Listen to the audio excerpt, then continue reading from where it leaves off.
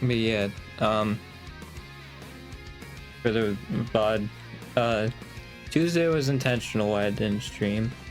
It was me being like, oh, I'll have extra time to like work on some shorts, and then I didn't do that, and still haven't done it.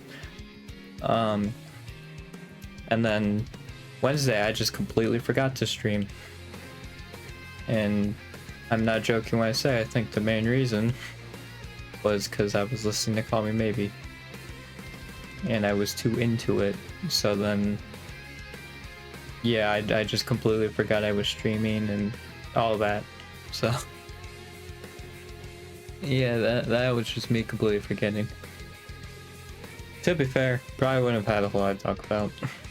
Probably would have just been me and that one where I'm just yapping for like an hour and a half of just like the same things over and over again, which, you know, with what's come out recently as far as the politics world, it might be similar.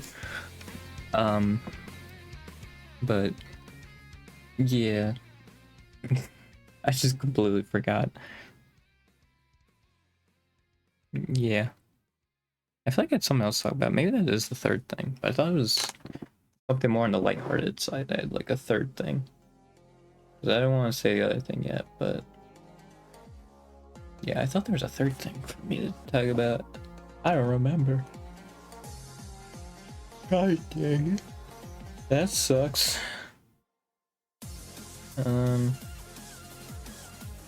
Yeah. I guess I'll just move on to the politics thing. Yay, fun. But yeah, I've heard from like both the DNC speech and then like a interview she did recently, that Kamala's basically just becoming more right again. Like the messaging is not like any different. It's just a younger candidate basically, which might be enough to win, but also like it's gonna be like the same thing, it seems like, and we're gonna have to deal with the same stuff. Like, I think the reason why like even like liberal parties become more right is because in their minds, like, they're like, oh, we gotta meet with like the center, you know, especially with how it is in America with there being two parties. It's like, oh, we gotta meet with the center, you know, and then that's where we get our voters. But it's actually been shown in Europe that, hey, that doesn't work. The right voter base is pretty well established, you know, and very unpopular, despite what polls say. It's literally just because you're not countering the arguments. If you countered them, then hey, guess what? They wouldn't be popular. Like immigration. There's another one too that they didn't really fight for, right? And they just kind of gave to Republicans. I don't remember what the other issue was. Oh, it was probably the police, like defunding the police. But I mean, also, yeah, like, since America is a police state and the police are more used to protect like corporations and like their ideological stuff, yeah, it makes sense that both sides would be okay with it, you know. They try to smear defunding the police as bad. Yeah, this is also why I talk about like, hey, protesting, criticizing people is good, because then you force their hand. And like, you know, I'm not saying like controlling what you want to do for this election. You want to vote for Kamala, you can do that. Just don't vote for Trump. I basically have the same mindset that Hassan has, where it's just like, I don't care who you vote for, just not Trump, you know. So if you want to vote for Kamala, that's fine. I'm just saying, like, you this complacency, I don't think it's a word, but like just staying complacent is what's allowing both parties become more right. Even if the left-leaning quote-unquote party is in power, they're still slowly becoming more right-leaning, you know, because they don't bother to do any counter messaging or like actual progressive policy, or like they'll put in their messaging, but then when it actually comes time to it, they won't do it. And I mean, I feel like it's very clear just by seeing that these people aren't in power because they want to help people, like most of them, an overwhelming majority of them. And it's just that they want power, they want fame, other stuff that comes about being a politician that's not helping out other people. And like I hate to like come to that conclusion, but it's very clear with what Kamala's doing that like, yeah, no, she doesn't care about the left, like the progressive wing. If she cared, you know, we still wouldn't be talking about Israel Palestine, you know. We wouldn't be talking about it still if she cared. And it's weird too. I do think this is a new thought, but I do think Hassan is kind of onto something that like I think they thought their momentum came from something different too. Where like they didn't realize the momentum, like the overwhelming momentum was like actually coming from like, oh, it's a new candidate who might have different messaging, and also picking Tim Walz, you know. But actually, yeah, going against the status quo with Biden stepping down, and then even though like the DNC wanted him to stay in, and then with the Tim Walz pick, like obviously leftists were like pretty happy with that too. And I think they didn't realize that that's where the momentum was coming from. Like, it's not from anything else they've been doing, really. I mean, yeah, sure, she is doing better than Biden, but it was a very low bar. And with how Trump's been acting, like, again, an extremely low bar. Even look at the 536 or 538 stuff. Even like Trump is getting closer in these like swing states, so like, and it's gonna be decided by a couple thousand votes probably. I mean, technically that's how 2020 was decided, and I feel like people would say it was a more decisive one. Because yeah, the electoral college is stupid, but that's another thing. But yeah, I think they just forgot, and I think they're doing what Republicans did with the JD Vance pick, where they're just getting super cocky and just being like, yep, we don't need to worry about them at all, you know, like, who cares? And it's like, no, you should be caring about those people. I'm as bad as sneeze. Hang on. There it is. But yeah, no, you should be caring about those people. Like, I get you get paid off, and like you're probably mostly there for the green piece of paper, but still, if you want to stay in power, you gotta at least like cater to them somewhat. Even then, the demand they're asking for is not that big. Like, it's not that big of a demand, and a very easy fix. Like, yeah.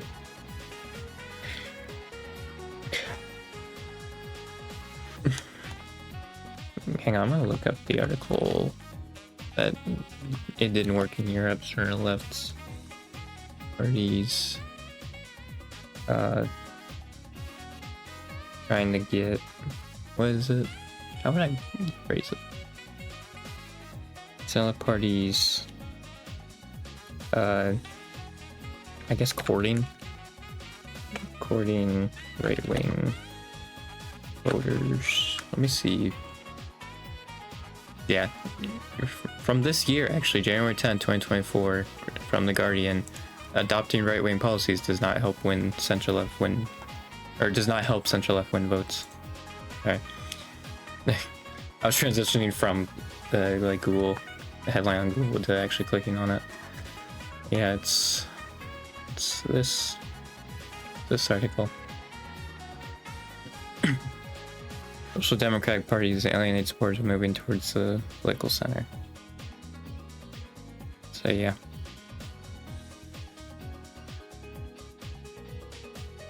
Yeah, adopting right-wing policies on issues such as immigration and the economy does not help center-left parties win votes. And I would say, like, I don't know how center left would be, because this is Democratic Socialist, I think. Yeah, Social Democrat, so it's even further left. But I think with the Democratic Party, it still applies.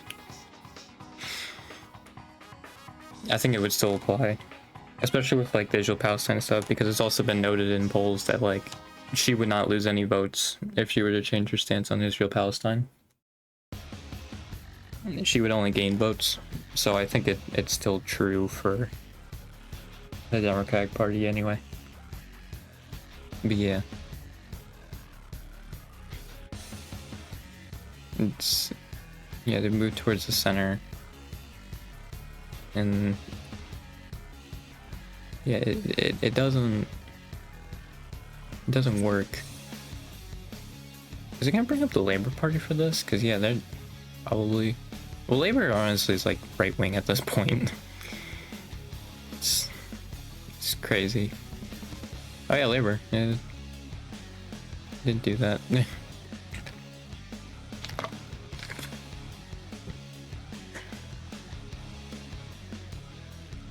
voters really care about fiscal policy, they'll go for the issue owner. Yeah, I hate that they think right wingers are more like they handle the economy better. And I think it's just strictly based off the fact that they talk about it more. Like, probably.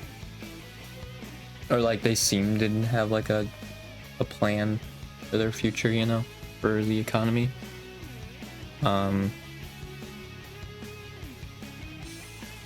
mean, yeah, it also says, who is this? Hang on, it's Bremer. Bjorn Bremer. That's his name. But we're now in a different area. The data strongly suggests center-left parties can build a coalition of voters who believe a strong welfare state, effective public services, and real investment, for example, in the green transition, are essential.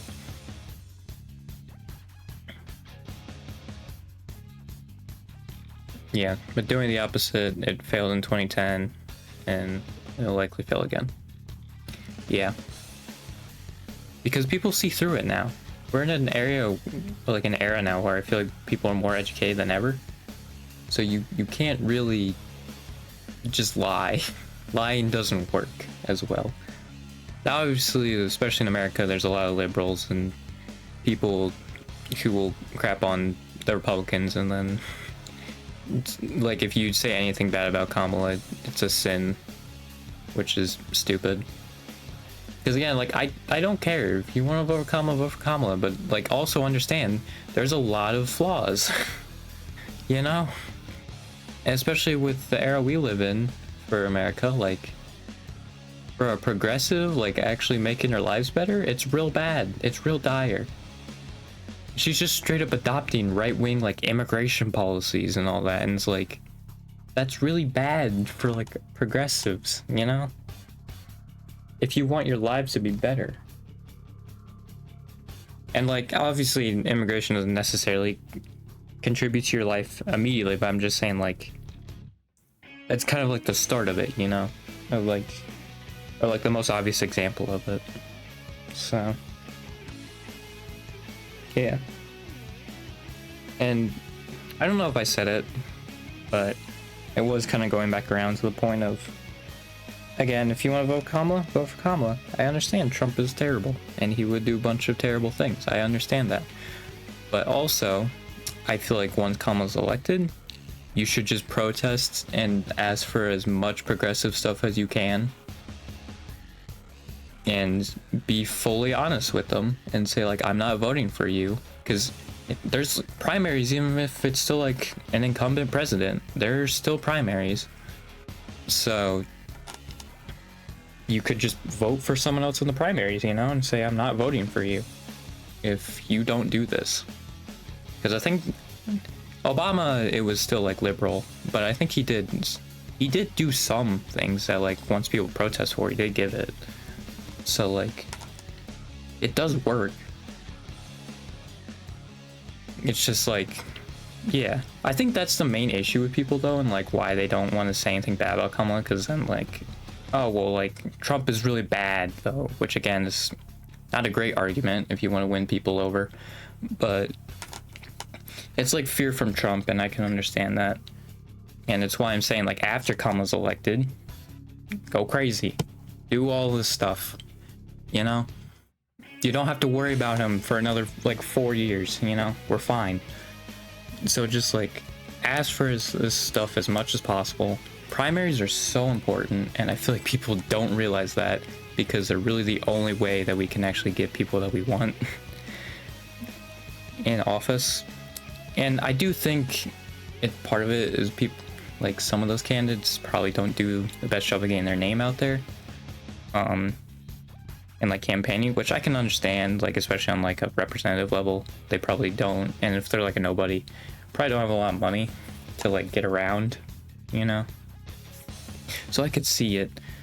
But, and actually not even like the like nominee for the major parties, but even just like a primary like nominee, you know, like those guys as well.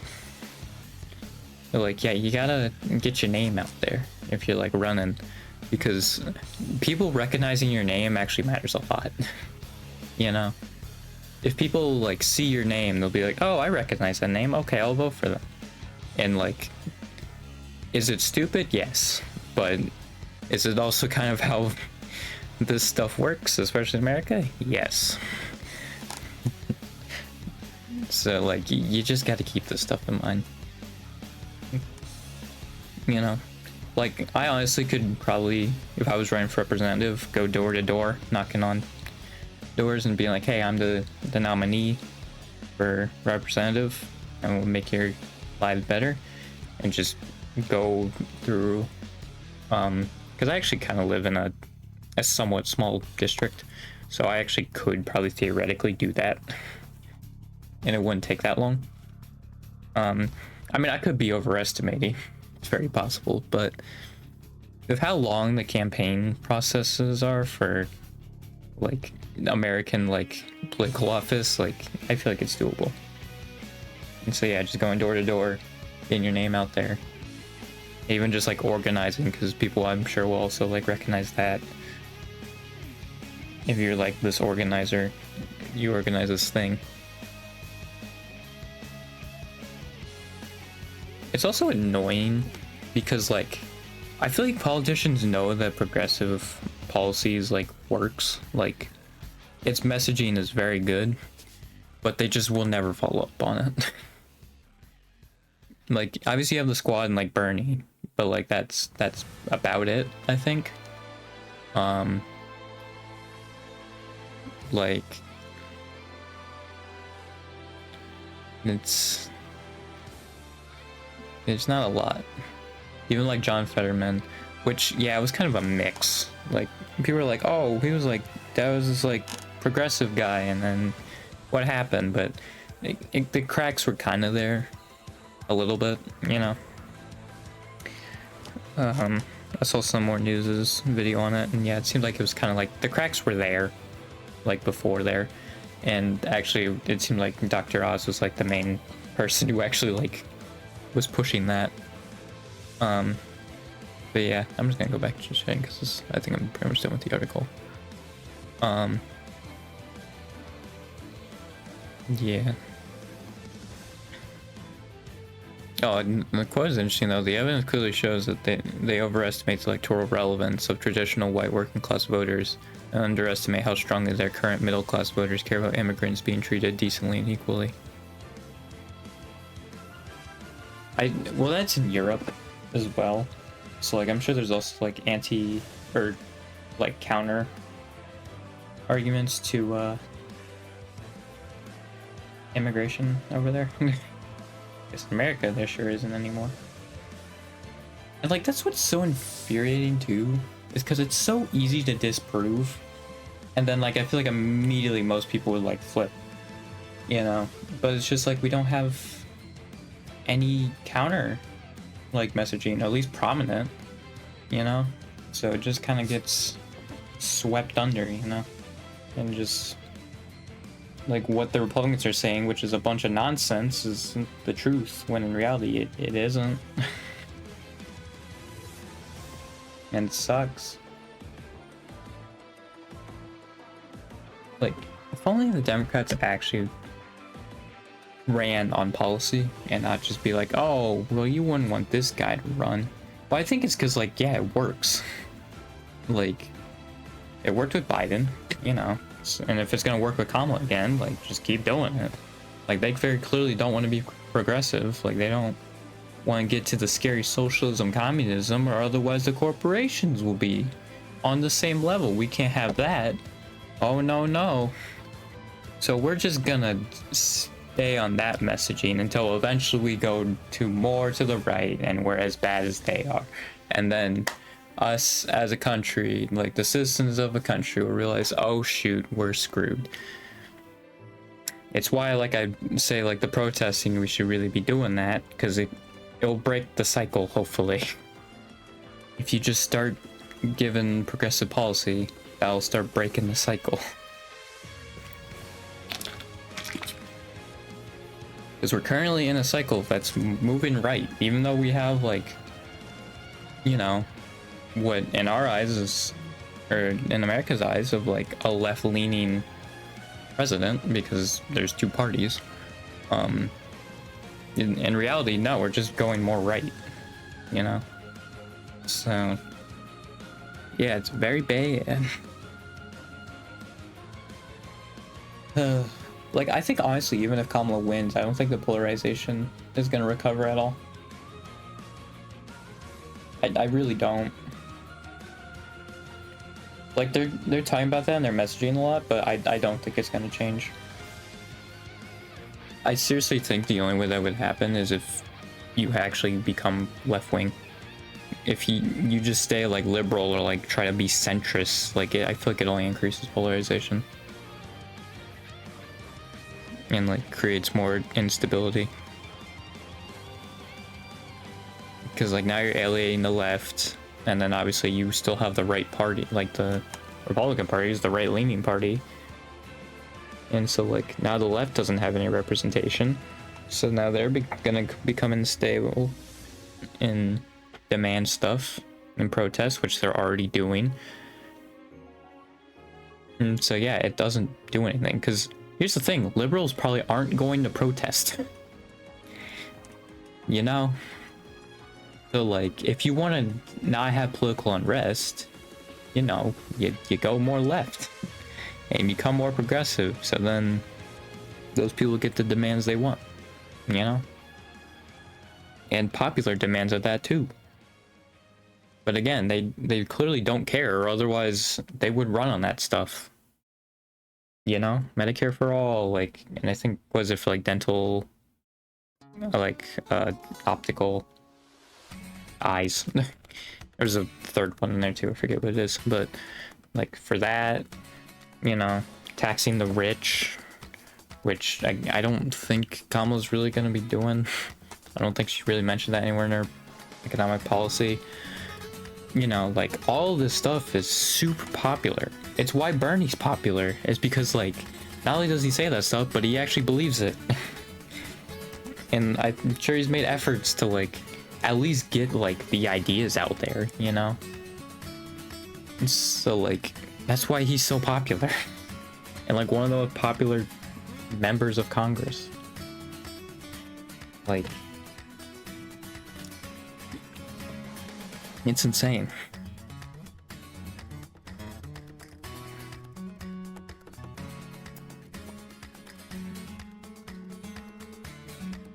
I do feel like, honestly though, like 538 and definitely Polymarket, I think they're definitely still underselling left-leaning people.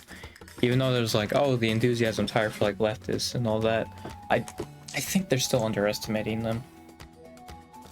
Because they have North Carolina at 1.1, like Trump up 1.1 right now, and like Kamala barely winning Arizona. But I wouldn't be surprised if she won all the swing states. I really wouldn't.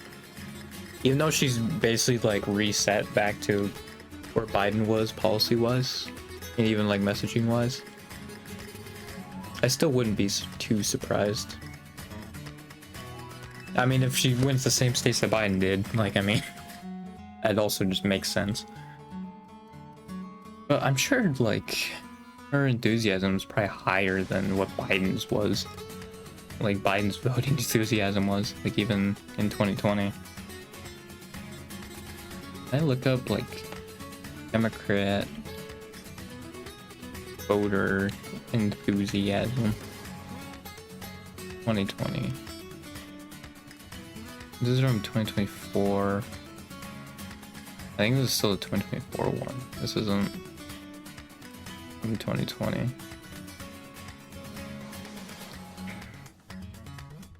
They had 2/3 for the 2020 election, 66%.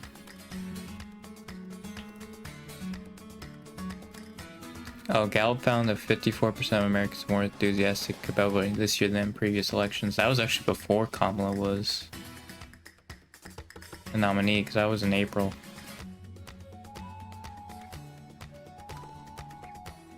Oh, I think this actually has a... Is this from 2020? Yeah, this is as of June 2020.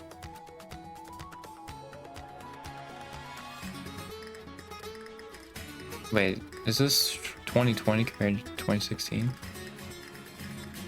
Well, no, because this says published 2024, and this is after Biden dropped out.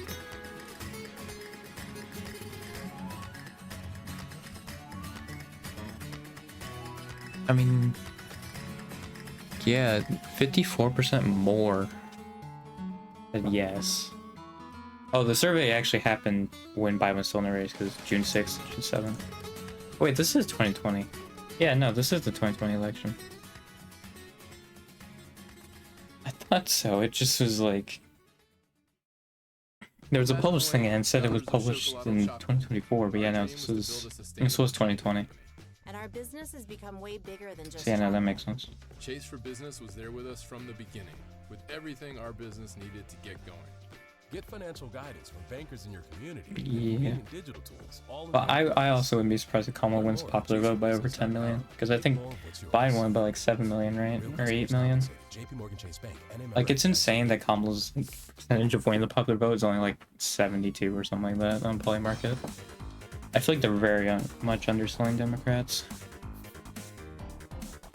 Like, I still want to be like grounded. I don't want to like set myself and be like, oh, they're gonna win Texas or something like that. Like, I'm not going that far. Just because, like, I don't want the reality to hit. Because if Trump does win, that's a harsh reality. You know, it's like a nightmare scenario. So, yeah, I'm like trying to control a little bit. And like preparing for the worst, essentially. But yeah, I still feel like I'm almost gonna win. I still like that much is true. Because you have more Gen Z members. I guess young men are becoming more right-wing.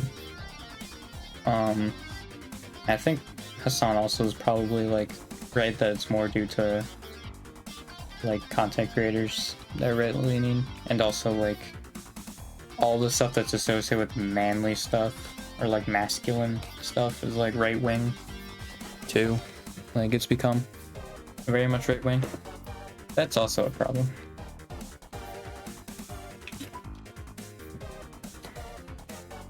And yeah, I think you just need them to get over the gender dysphoria. You know? And basically tell them like, hey, there are no gender roles. A man is whatever you want it to be. You know? That's like not abusing a woman. You know? Or other people. But like, other than that, like, a man is what you want to be. And I feel like honestly it's more freeing, because then like you wouldn't be like, oh, well, this is too feminine, I don't want to do that. Like, no, then you just do the thing, you know? And then, like, if you find out you like it, then hey, you did it. You found a hobby. Good job. Yeah, I don't know.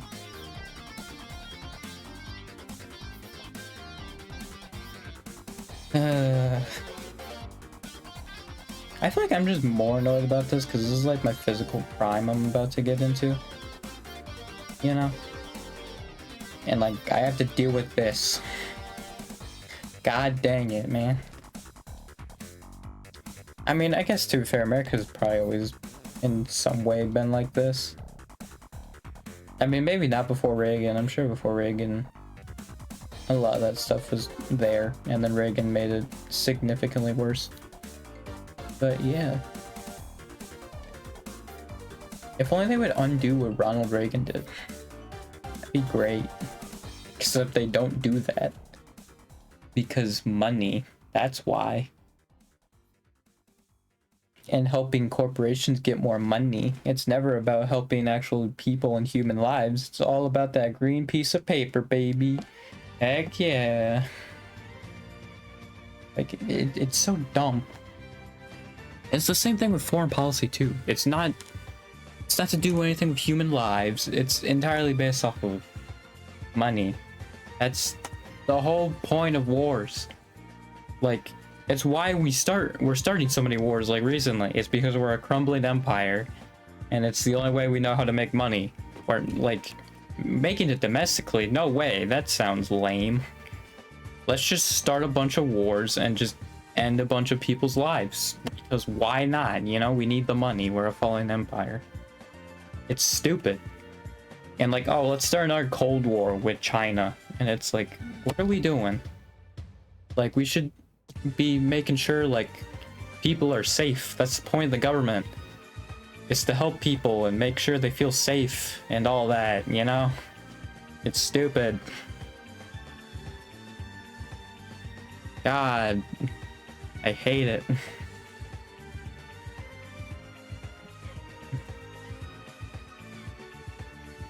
Like, I'm so convinced I could like run in like a deep red district and do like way better than like most candidates, you know?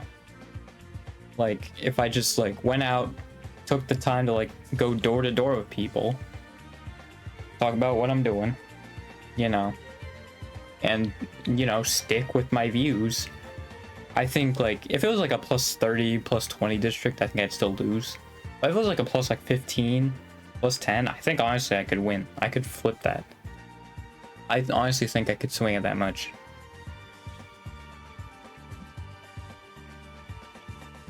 Although it also depends on what the trend is.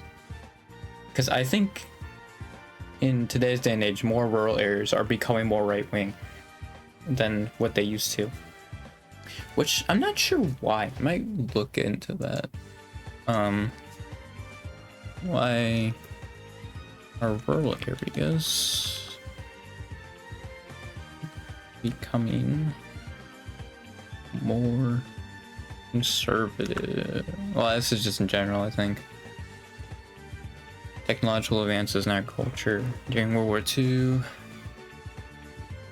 enabled the rise of capital-intensive agriculture and the growing power of agribusiness. Rural identity emerging as key factor in politics. I think this is the study the Wikipedia page is talking about. What is the commentary? This isn't a study. Does this have a study? No, I don't know.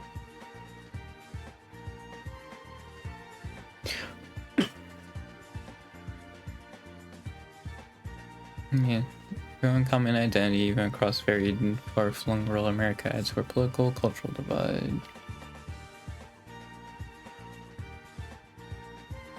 So it seems like businesses actually are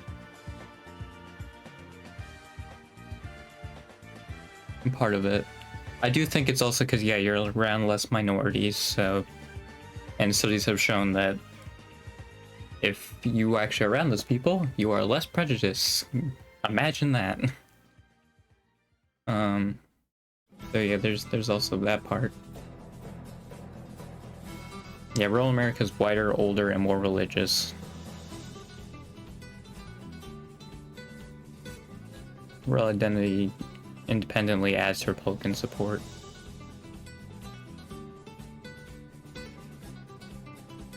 issues of race, LGBTQ plus, and immigration, rural Republican whites are typically only slightly more conservative.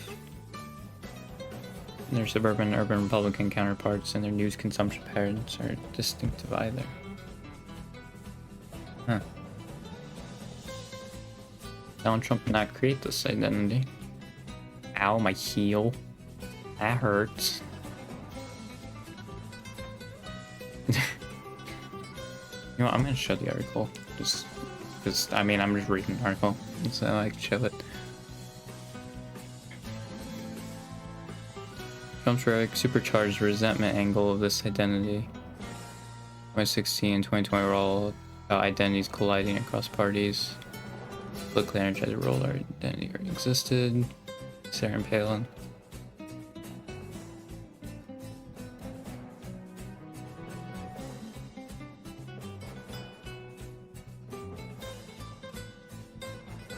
So yeah, I think that's probably what made him so right-leaning then, is Trump's rhetoric.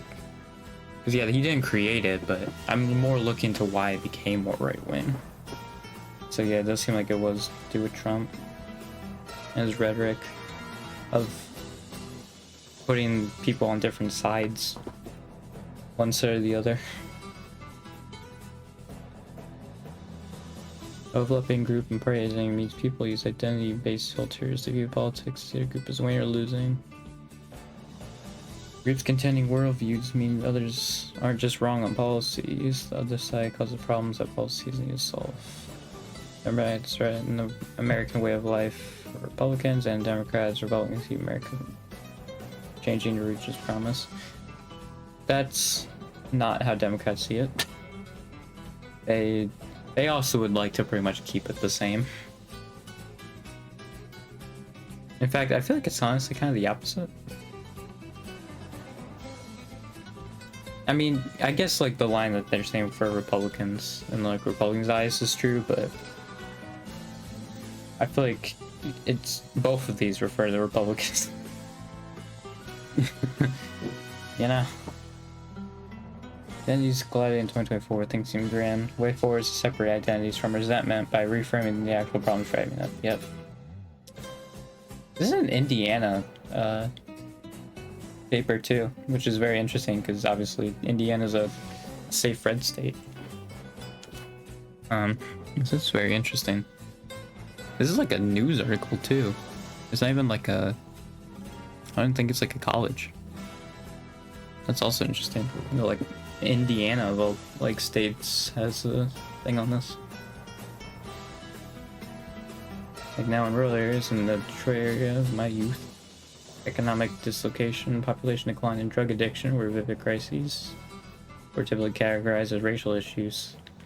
Actually, this meant the issues became identity-based rather than universal and helped. Oh wait, hang on. I lost it. Okay, right. Became identity-based rather than universal and helped to drive the very wedge between rural and urban Democrats. Yeah, okay, so it seems like they're framing it as like, oh, it's a rural versus urban problem, when in reality it's not. It's just like a universal problem.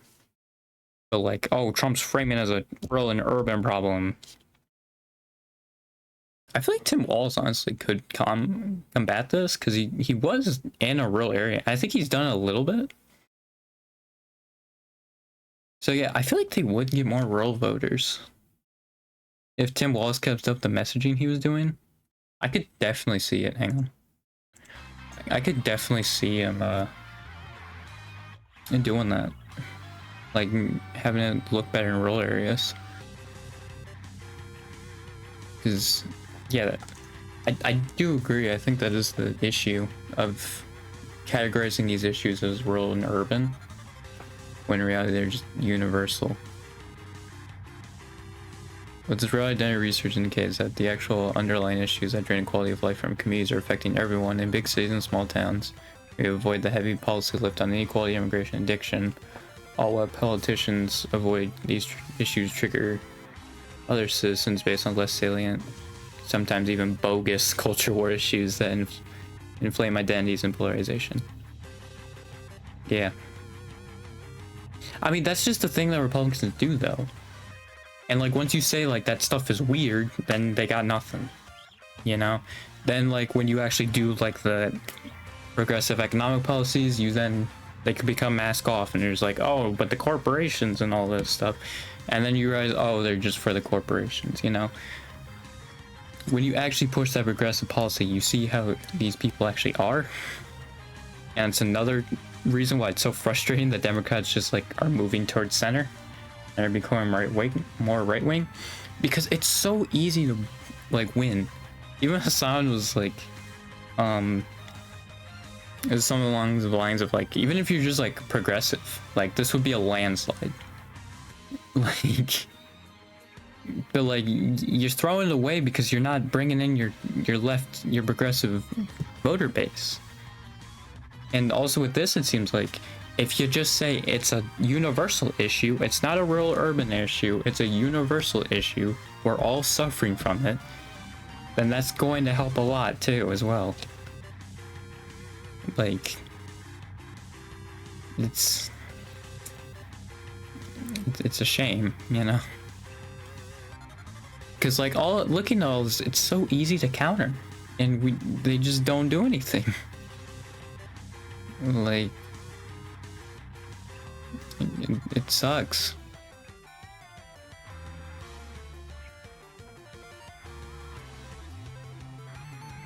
Because, like, yeah, if you were to ask like what their top issues are, they're probably very similar to someone in the city, you know? So like, yeah, it's unfortunate.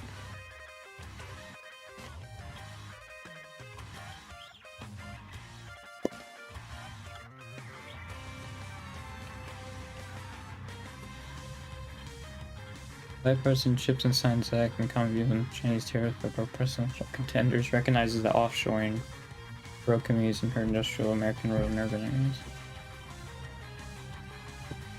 Even if free traders might disagree, globalization outstripped the public's patience.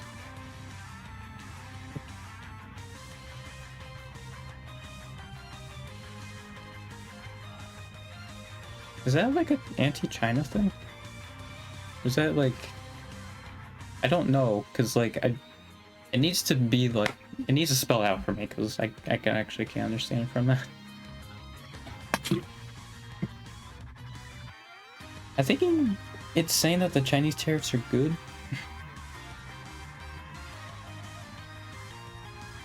But like, yeah, it's so stupid. And like, that's like, if I were to run as a politician, so that would be a part of my messaging. It's like, we're all human at the end of the day. We're all Americans. I think this is why Andy Bashir did so well. You know, because especially with the like LGBTQ rights stuff that they always bring up, he would bring up like, they're all Kentuckians. We're all the same. You know, it's all of us. They're no different, right? It's stupid to draw the line at this, you know? They're no different. I think that's why Bashir did so well. At least like when, like, oh, this transparent, well, and also like it's not popular, but that's another thing. Like, I think Bashir also is doing the thing of like breaking that divide of being like, we're all the same, you know? Together, we are one. And you need that. You can't have these like labels and like break them up, you know? You can't do that. And yeah, I think part of it is definitely Trump, because I'm sure he's drawn that line, and you need to erase that line, you know, and show that, hey, that line is bogus. It's dumb and it doesn't make any sense, because at the end of the day, we're all the same species. So like, why? You know, like, it doesn't make any sense. Like, I'm here to help every person, you know, not just Democrats, not just minorities. I'm here to help Republicans, you know, Americans, everybody, every human in the world. You know, I'm not here to draw lines and put people down, you know, that's not what I'm here to do. as Stone Cold Steve Austin would say, that's not what I'm here to do. Yeah, I think that's definitely very interesting. Because, yeah, I was only looking at that because that's definitely a big reason why, like, a lot of places have become more right-leaning. Ohio and Iowa being big examples of that. Of just, like, yeah, the rural areas, man. Like, let me... Can I compare and look? Okay, I can.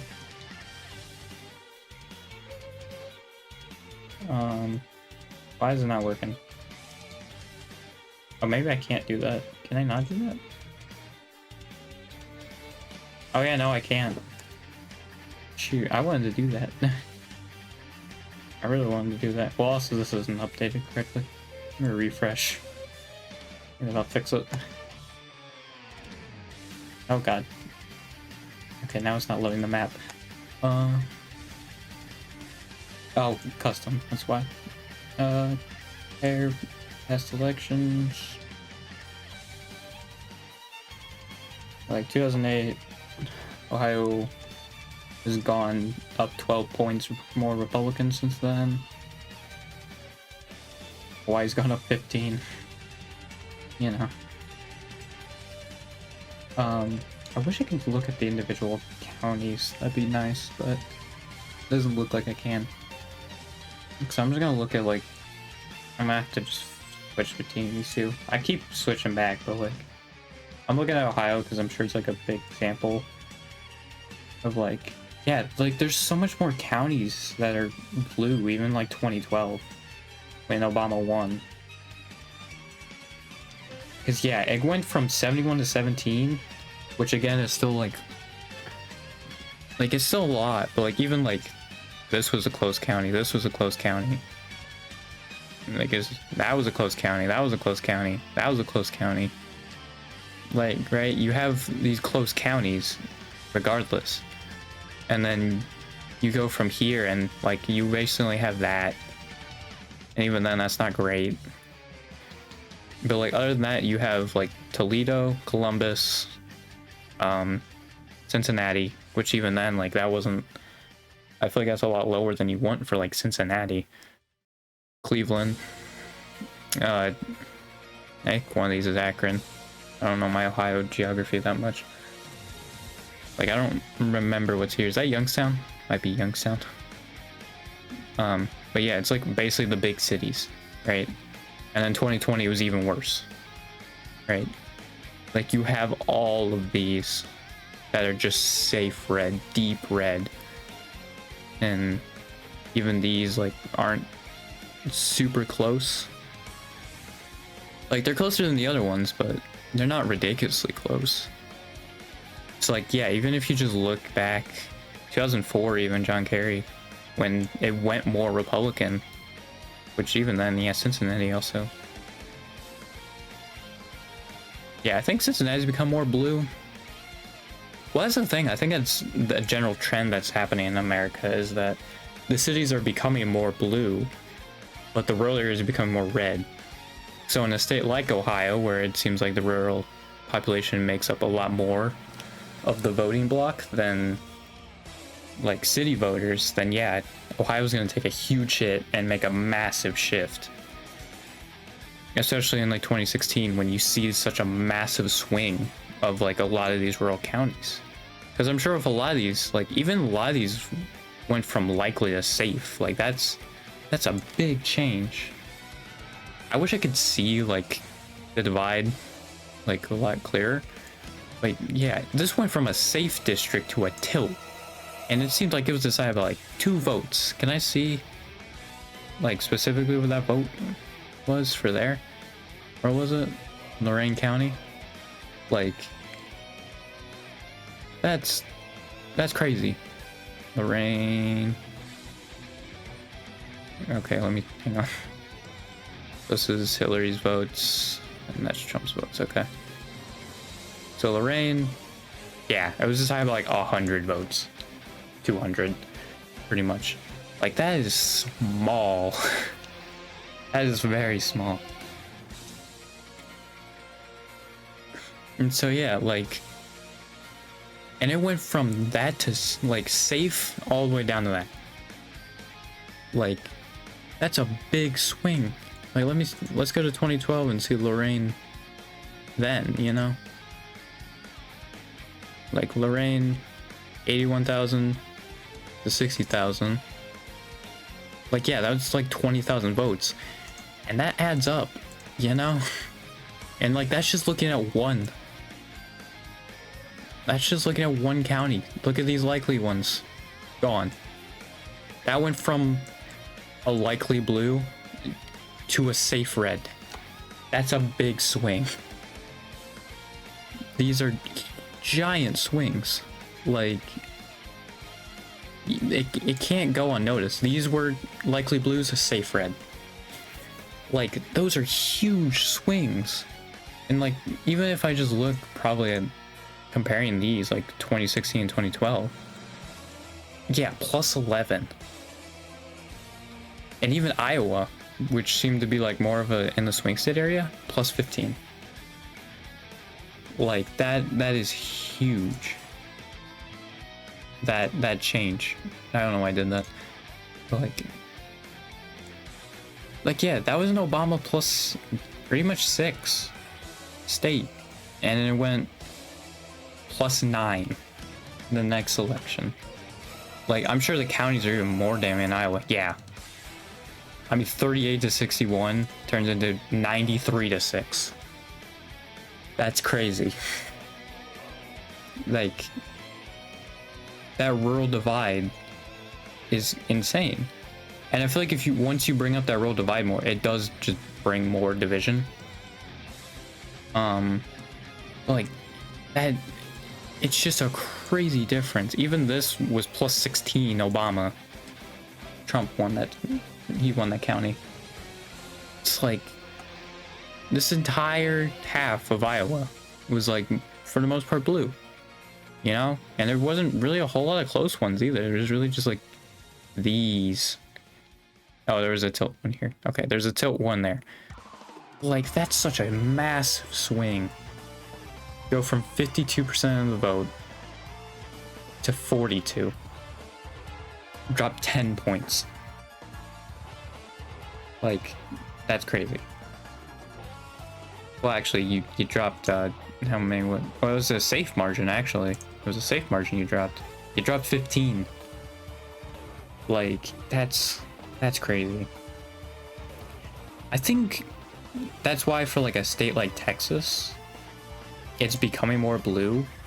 Because I think there are just more people who live in the metro areas than,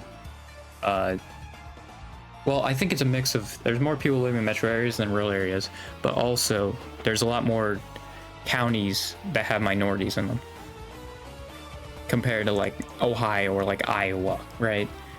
Even North Carolina has that, and that's why it's kind of come closer, right? Like, yeah, look at it, like, its rural counties have not changed as drastically as they did. Like, even Obama, let's go when he won, 67 to 33, and you go to 2020, it's only 75 to 25. Like, that's not bad. Like, especially compared to Iowa and Ohio, that's not bad. Iowa looks like a massive fall off in comparison, you know? Like a fall from grace. Obama won more counties in 2008 than McCain did. And then just 2 election cycles later, overwhelmingly, it's in favor of Trump. That's how much the rural vote does matter. It matters a lot. Like, I mean, just look into Iowa, man. Good lord. It's night and day. And just Ohio. I mean, yeah, I guess if Ohio, it's not as easy to tell if Ohio. Because even like Obama in 2012 when he won it, right, by 3, it's still 71 to 17. But I think more of Ohio that's interesting to look at. It's just like, even a lot of this is like likely or like lean red, you know? and then, well, basically it's just all safe red. So I think with Iowa, it's obviously easier to tell, oh, the colors changed, but with Ohio, it's definitely a lot clearer when you look from, like, obviously, like, a lot of these are like lean red, likely red to safe red. That's a lot. And I think also, yeah, some blue counties went red. That also means a lot.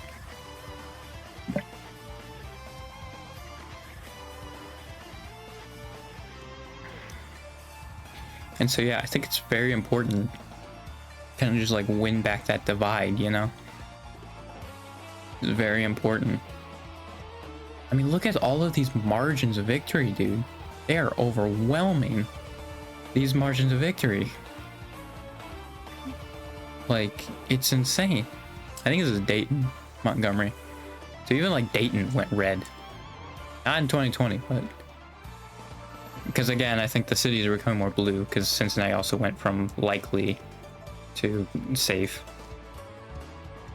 So yeah, like even in the red states, like the cities are becoming more blue. Maybe I can see of Iowa too. Can I see that? Johnson. Yeah, Johnson's becoming more blue. Yeah. So like, oh, and this county too, Story, also becoming more blue. So like the cities are becoming more blue, but the rural areas are becoming more red. It's why you see a massive swing in Iowa and Ohio. And I think why you're seeing more of a, like, Alaska, I think is getting closer. Like it's evening up. Because the city is becoming more blue. Anchorage. Yeah, it went from Trump +5 to Biden +2. So I think you will also see the shift in Alaska too. Because of that. I think Juneau. Yeah, Juneau's pretty strongly blue. Yeah, even like Juneau and a couple elections ago was like not there either. Obama 19. Juneau's 25 2 elections later. Then 18. Like, again, the cities are just becoming more blue. Anchorage became blue. Where's Fairbanks? Is that this one? Isn't Fairbanks just kind of like eking out? Fairbanks. Maps. Oh no, it's over there. Oh, so it's actually... Oh, Southeast Fairbanks. Fairbanks North Star. What counties is it? Well, I assume it's in both of them then, probably, right? That makes sense. If I were to guess. Can I have, like, on the backdrop of, like, the counties? Fairbanks. Map. County.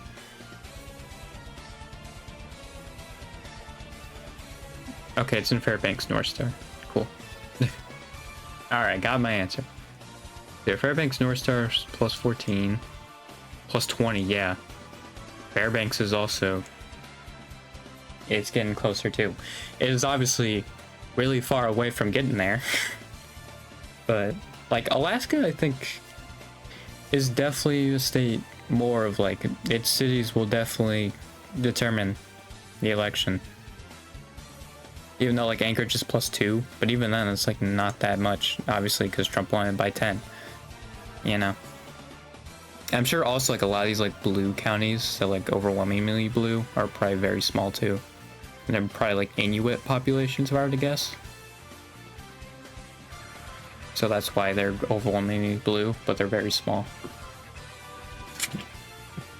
I could probably look at it. That county. Or maybe not. By State House District? Yeah, okay, there we go.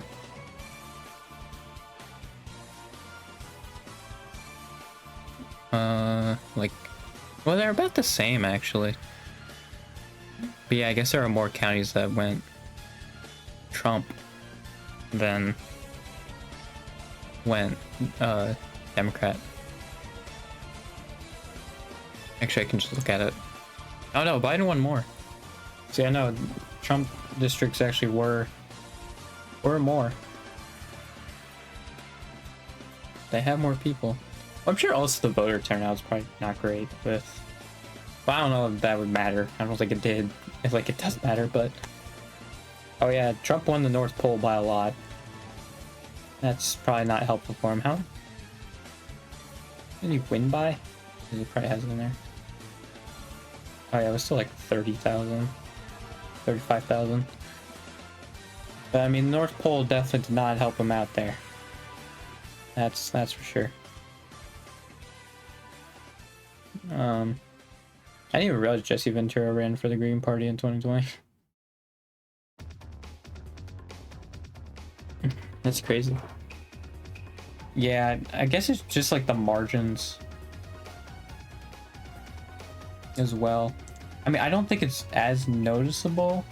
Yeah, because I feel like it looks just from here that there were more safe blues, which again, I wish they would organize them than with Republicans. But I think it was also like, yeah, they just were more overwhelmingly Republican. Like in the more populated districts as well. Yeah, that's probably what it is. But I do think Alaska's going to become more left-leaning. That was the whole point I was looking into Alaska. Yeah. I think it's also why Pennsylvania's become more red too, if I were to guess. Yeah, the rural areas. Oh yeah, even Erie went from safe blue to likely, and then or lean, and then went back to lean blue. But yeah, even Erie's felt that way, which is kind of crazy because I think Erie's actually one of the more populated cities. Maybe that one become more blue. Have to tell with only time to tell with the next election, but yeah. It was very much with the row of voters again. Because Obama won it by, yeah, 52, 54. Yeah, and again, rural areas, man. They add up. That's for sure. I wonder if Kansas is getting more. Oh, yeah, it looks like it is getting more blue. Good for Kansas. I'm sure a lot of places are, but I think, yeah, Oklahoma's still all red. I don't know what happened over there. Oh, those are... Okay, I think those are Native Americans. That makes sense. They kick all of them out? Like, that seems like a big jump. Yeah, I think this is Oklahoma City. And so it's actually becoming a lot more blue as well. I think this might be the first year that Oklahoma City goes blue. It's looking that way.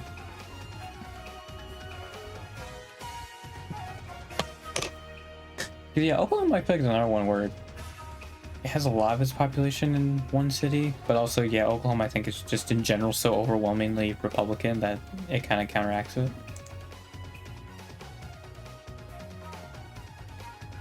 Maricopa, yep, that's big. Maricopa, I believe, is where Phoenix is, if I'm correct, or is that Tucson? What does Maricopa have? Maricopa County. Maricopa has... Oh, it does have Phoenix in it. Tucson is below it.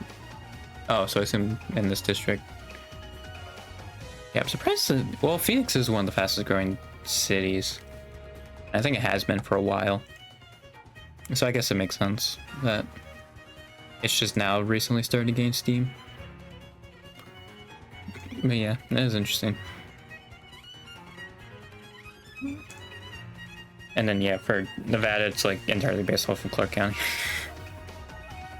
I mean, even then, man, with the freaking rural districts right there. It's crazy. Although, yeah, it looks like Nevada has, like, not changed. It's not changed all that much, especially compared to 2016. It stayed basically the same. Colorado's just become more blue in general. New Mexico, I assume, has also been that way. Oh no, it looks like it's become more red, actually. Yeah, I think New Mexico's another one where it's gonna have some rural counties like be mostly Democrat, and it's why like New Mexico is more safe blue is because of those rural areas. Because like again, man, there's not a whole lot of minorities in Iowa or Ohio, you know? It's why those rural areas were such a massive change. Like North Carolina has a decent amount of African American support, which is like what these are. These are like majority African American districts. It's why North Carolina is actually in reach. Yeah. I assume New York's becoming more red. Yeah, I was 63% in 2012. Yep. I feel like 2012 is just a good benchmark to compare it to. Oh yeah, and also Obama went from winning 36 counties in 2012 to Trump winning 45. See, I do think New York's probably also going more blue or more red, but also Biden did win it by more than Hillary. I feel like with the safe counties, it is probably a little weird to compare them. Yeah. Yeah, a lot of these seem like really weird. Okay, Obama just swept New Hampshire. That's crazy. I thought it was more like Republican, but I guess it's always been like more Democrat favored. I feel like, well, it's probably the only one that actually would theoretically move over. And then, yeah, another reason why Maine 2nd District as well has become vastly more red again is because of that ruralness, man. Like, it's night and day. Look at 2012 to like 2016, 2020. Night and day.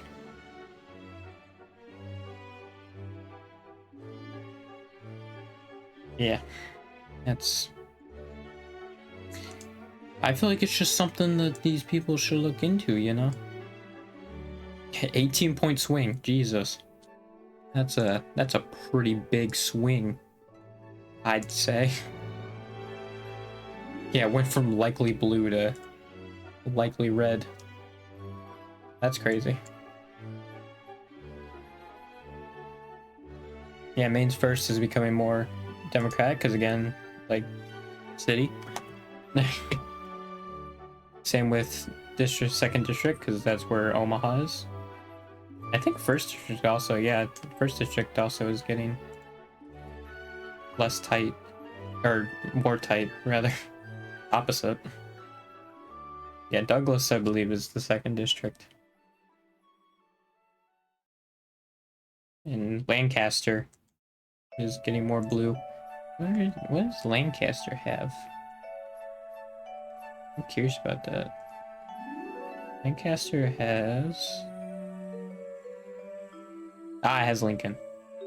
That makes sense. I figured that's what it was, but I wasn't entirely sure. Because, yeah, that's definitely Omaha. And yeah, I assume the 1st District has Lincoln in it, which is why, like, they're tying up. And I think also probably these other likely ones. Which, yeah, that's also easing up. So it makes me suspect that that's a city. Same with this one. It's a decent population center. Yeah, it's interesting to look at this, man. And just, like, kind of see that. I mean, yeah, Tennessee looks like it's got more right with the rural areas, but I'm sure, like, yeah, +4. +4 swing, and then that's 32. Yeah, that's a massive swing, +14. So, like, again, Mississippi's become more red. Really? It did that well with, like, the rural vote? I guess so. I mean, it's only 4 county difference. Well, I guess it's only a 3-point swing, but I actually didn't realize, like, Mississippi was low-key this Democratic. I thought it was just gonna be like with the other deep, like, red ones. But it's like, no, they actually kind of go lean sometimes. Yeah, Obama won more rural areas, and then, yeah, Trump won. Yeah, I think definitely. Well, Indiana actually might be telling too. Yeah, Indiana's a little telling as well because Obama actually won Indiana in 2008. But yeah, and a lot of it was those rural areas, man, making them closer. And now, like, yeah, there's not a whole lot. Actually, yeah, I was gonna say this probably is closer. Yeah, it was.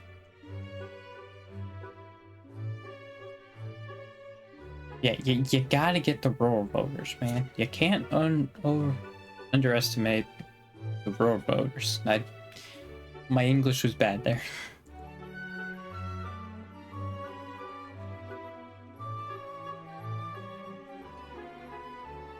Oh, Virginia, I guess, actually becoming more democratic. Maybe, potentially, I don't know. Where are these freaking counties? Are they just in the middle? Looks gross. I don't like it.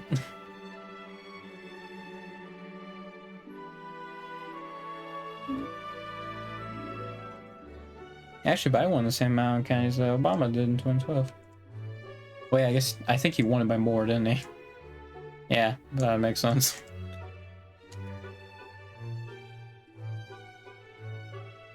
Yeah, I think Alaska and Texas are becoming more blue. Because I think the city one is definitely gonna come true with Alaska. Not anywhere in the near future, I don't think. Like, Texas is definitely gonna switch before Alaska does, but I think Alaska would eventually get there. And then Florida, I assume, also has the same issue with the other ones. Well, Florida's also different because, yeah, Miami-Dade was very low compared. Well, actually, yeah, no, because Hillary lost it. That happened. I think for her it was, yeah, the rural counties. Like, I think it probably he just tightened up the rural counties. And then, yeah, Biden lost, I think, because of Miami-Dade getting a lot lower.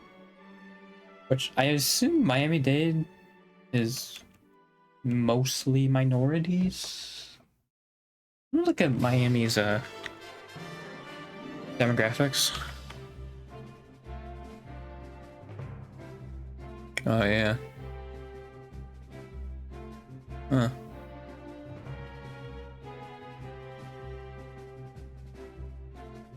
Oh yeah, it has more Hispanic or Latino. Yeah, so you really gotta get those Hispanic Latino voters.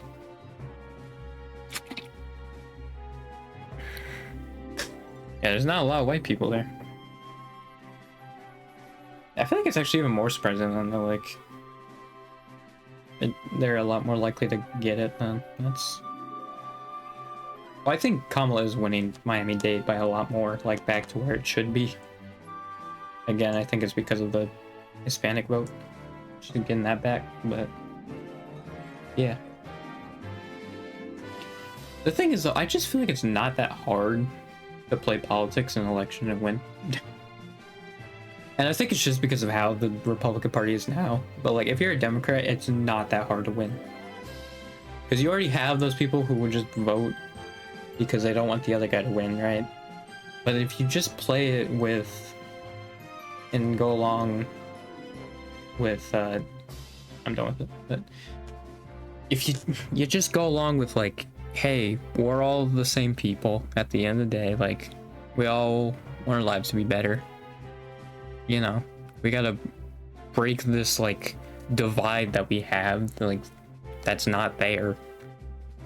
It's like another, like, social construct that's being raised up. So if you just break that and be like, hey, we all have the same problems, you know, and I'm here to fix not only the people in the urban areas problems, not only the people in suburban areas problems, but also in the rural areas, I think that would go along well. I mentioned about Obama's... Because, well, I don't know if it's more like Obama, because I guess the best way to look at that is look at, like, John Kerry and them.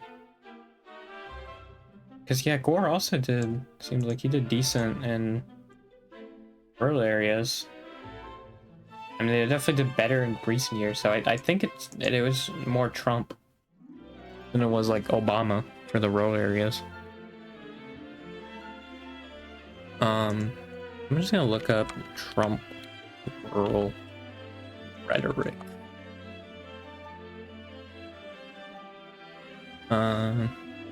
This is from June of 2024.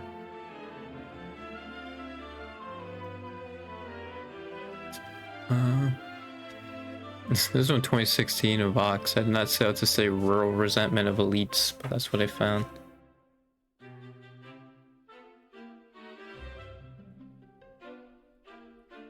Trump's rhetoric builds on traditional rural suspicion, and then there's an ad blocker, and I can't see the rest of the headline. On traditional rural suspicion of cities. Okay. Oh, it's one of these. Where it shows you like 2 paragraphs and it's like, oh, you gotta like sign our newsletter, and then you'll see the whole article. I hate those so much.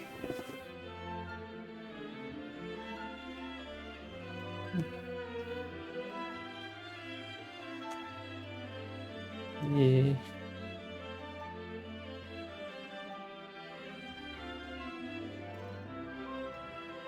Yeah, so you also just need to break those suspicions and all that.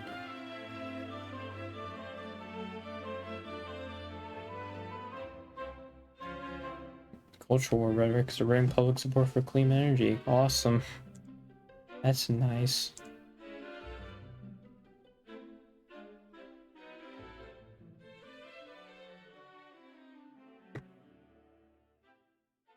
Yeah, no, it seems like he's playing off the suspicions of rural people, which is smart for what he wants to do. Even if it's a bunch of nonsense, it is smart.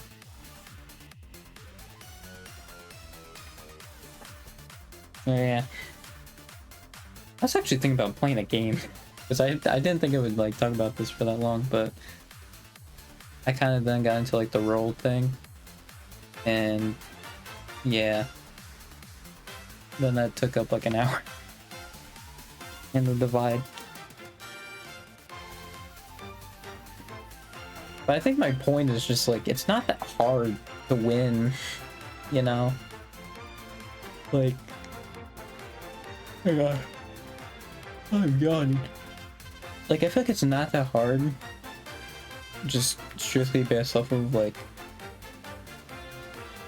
I lost what I was saying. God dang it. My brain, why do you work this way? Oh, it was especially with like the momentum Kamala got at the start, right? Like, I feel like it shouldn't even be a question, you know?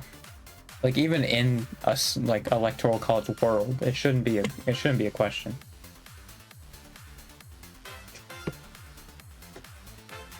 Right. Like, if you just campaigned right, you do it, you nail it. Good job.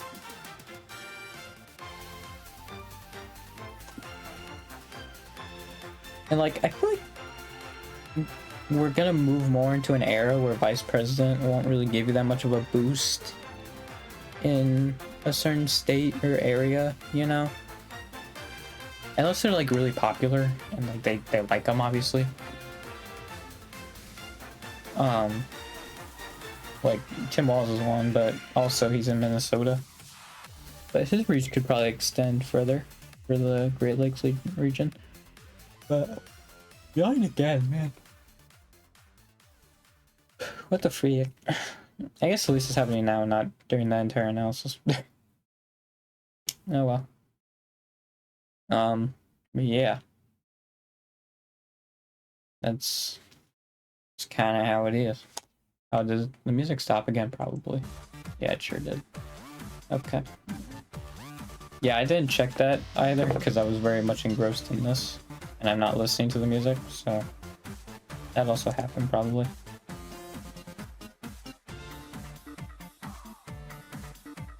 Oh yeah, Wisconsin's another one. I'm looking at it now. 2012, the counties was Romney 37, Obama 35. Next year, Trump 60, Clinton 12. Yeah, Wisconsin's another one that was hit big with that, it seems, as well.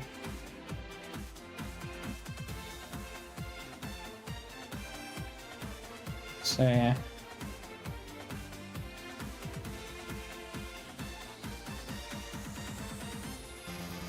I think Oregon's probably not that much different. Yeah, no, not really.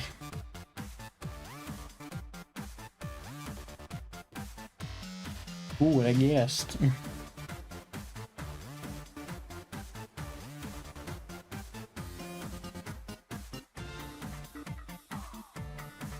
Okay, yeah, Washington's having the same thing. I think, yeah, I mean, I think it's just a universal thing that's happening, where the rural areas are becoming more red and the cities are becoming more blue. And again, I think you need to break that divide. Because, I mean, obviously, I think the people who are going to vote blue are still going to vote blue, even if you break the urban part of it. You need to break that rural divide. You know? Oh, yeah, that's another thing, too. A lot of districts that, like, maybe aren't necessarily in the city are probably in, like, a school, like a college town, you know? Like, Chapel Hill is one. In North Carolina as well. Yeah, I didn't really mention that, but because it slipped my mind. Yeah, that's another big one. Actually, because I think Cleveland is Norman, right? Cleveland, Oklahoma. Which would be the University of Oklahoma, so that would make sense. That's where it's located. Well, and I think also Norman's its second biggest city as well. So again, that makes sense. Where was it again? It was Cleveland. Cleveland, Oklahoma. Yep, Norman. So I think that one's only gonna get more blue as well, which I think it's already on that trend anyway. Yeah, it is. So there's also that. Yeah, I think you'll see a little bit of a shift in Oklahoma, for sure. I mean, it was kind of going that way. Yeah. Well, only slightly. Not that much, actually. Well, less than I thought it would be. Yeah, plus 0.46. Again, honestly surprising. But I guess the rural area is probably evened up more. Hard to guess. Or it kind of like canceled out the gains that they're getting Oklahoma City and Norman. Yeah, it's very interesting.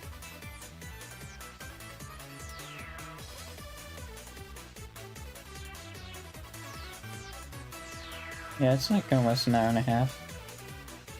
Again, I didn't really want to talk about politics the whole time, but I think it was more productive than the other ones have been. Because, like, I feel like before, whenever I was doing this stuff, I was just like, who's actually going to listen to this?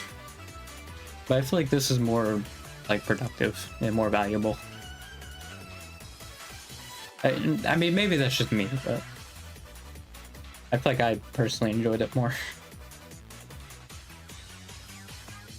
But yeah, just gotta appeal to those rural voters, man. And again, like, I feel like it's not that hard to do. You just need to break that divide and break the suspicions and just be like, hey, we all have the same problems. There's no need to have this fighting.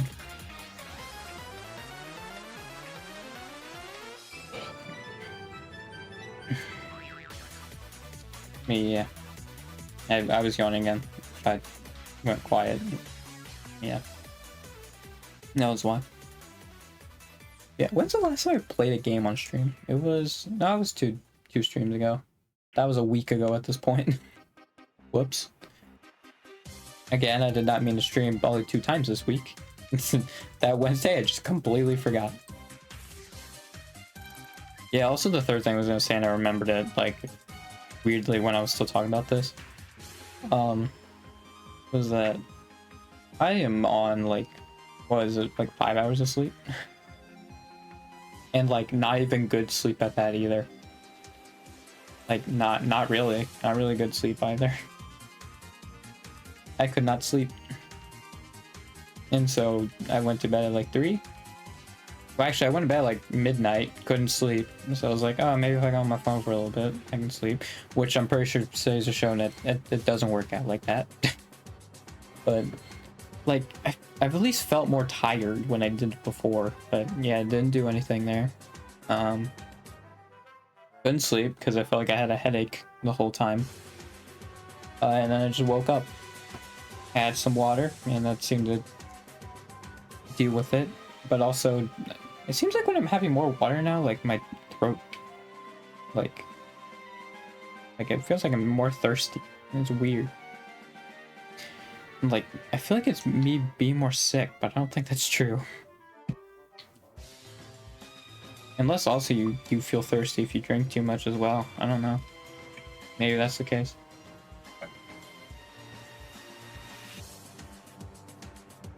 Yeah, that's also how I feel.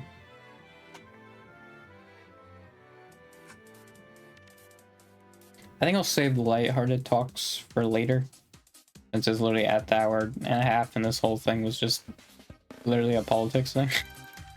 So I'll save that for Sunday. If I remember. Probably. I probably won't.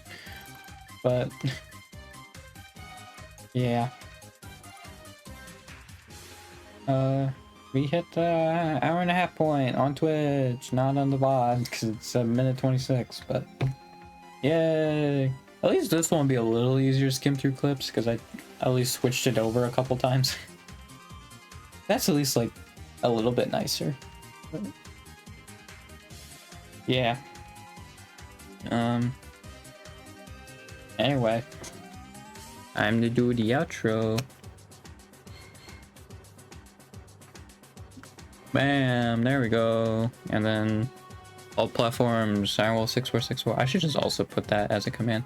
Did I change? Okay, I did change it there. I need to change the upload defaults actually on my VOD, which I also had like 4 days to change and I just forgot. That one I actually legitimately forget. Like the making clips, that one was just me procrastinating. I did legitimately forget the upload default thing. I procrastinated once and then forgot. So that one I'll cut myself a little more slack for, but yeah, see you Sunday for hopefully a game, and hopefully not Hitman. Like, because I've only been playing Hitman for the past like month on stream. It's like also if I could play a different game on stream, that'd be nice as well. But we'll see. Just, see you then.